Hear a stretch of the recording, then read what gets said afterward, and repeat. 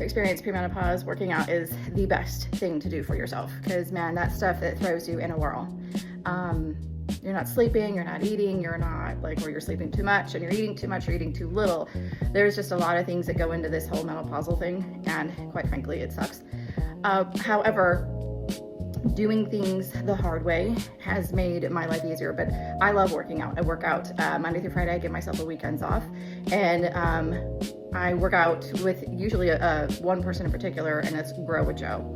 And she has been phenomenal in helping my, not necessarily healing process, but I would assume it's like a healing process, because working out for me also helps to heal the wounds that I have, and it gets out all the clutter in your brain when you exercise. A lot of people don't exercise, or they do too little of an exercise. Not that any exercise is too little, but just kind of go with me. But when you're not doing enough, all that clutter just kind of sits there in your brain, and it just percolates and it percolates and it percolates, and it doesn't go anywhere. And you feel like you can't solve any problems, and you can't do a lot of things.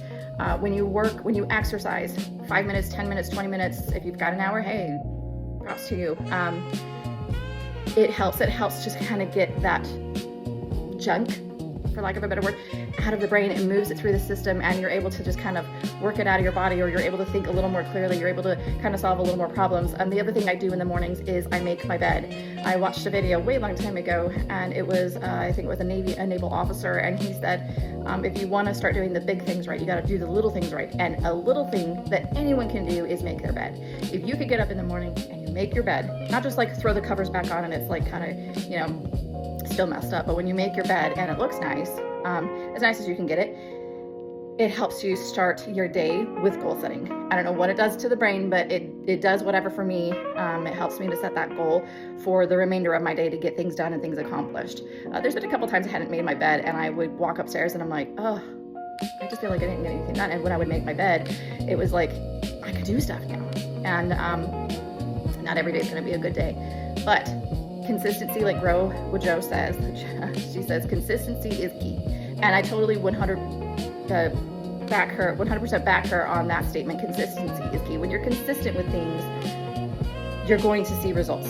But you have to stay consistent. You can't just do it a couple of times and you see some results. You're like, oh, well, I'm done. I lost the 10 pounds that I've been wanting to lose, so now I don't have to do anything. In order to keep the 10 pounds off, you gotta be consistent with what you have been doing, with what works. And sometimes you kind of plateau, and then you gotta step it up a little bit. So if you plateau, step it up a little bit more. If it's a 10-minute workout, do a 15-minute workout. Everybody can afford 5 more minutes. Anyway, just wanted to give that little plug, and I hope you guys have a great day, and stay consistent, and always remember, you're worth it.